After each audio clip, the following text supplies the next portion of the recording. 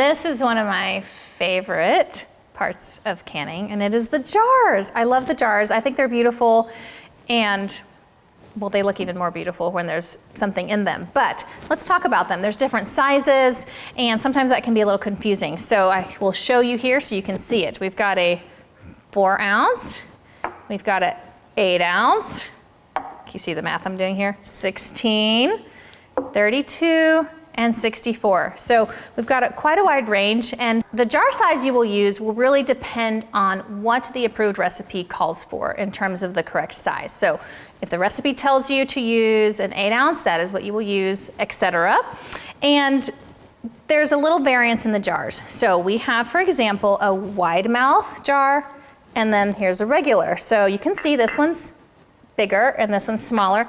It's the same size jar, it holds the same amount of content, but this part is different. So why would that matter? It's kind of a personal preference, but for example, if you're canning like a lot of fruit or big items that you're really packing into a jar, sometimes it being bigger will be easier for you to fill. So that is something you can do. And if it's something smaller like this, you might want to do more of like your sauces, salsas, things like that in a narrower jar. But again, that's kind of a preference.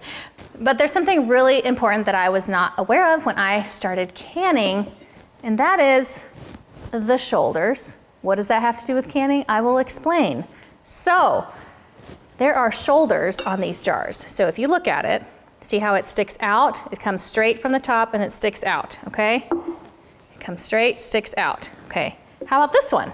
No shoulders, okay? Can you see the difference? Shoulders, no shoulders. Why does that matter?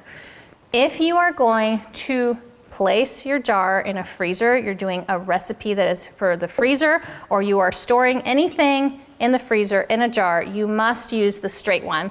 And it's simply because food expands when frozen, and you don't want it to expand in a jar like this and have nowhere to go, and it could cause the jar to break. So if you're using a jar that is straight like this, you are safe to put it in the freezer. This jar specifically says for freezing, so that is helpful to you. But if you're looking at a recipe and it says, you know, use a 16 ounce jar and you're gonna put it in the freezer, and you just have these laying around, you don't want to use the ones with the shoulders. That's it, keep that in mind, it's just really important. So what are you actually gonna can in these different size jars? So this little tiny one, you really are probably only gonna use it for something like a little jam or jelly or ketchup, a little spread, condiment, that sort of thing that you don't need a huge jar for. Again, whatever the recipe calls for, that is what you will use, but more than likely this will be the use for that. If you go up to the 8 ounce, this is more for your jams, jellies, preserves, that sort of thing. This is a really great size that I love because if maybe you're gonna gift someone some jam or something, it's just a great, little perfect jam jar. So that is what that is for. When you go up a size, again, it's preference, but you can do like your salsas in a jar like this. If you go to the store and buy salsa, it's probably gonna be approximately this size, so it's good for that. Some sauces, different things like that. Even your pie fillings and all that could go into a jar like this.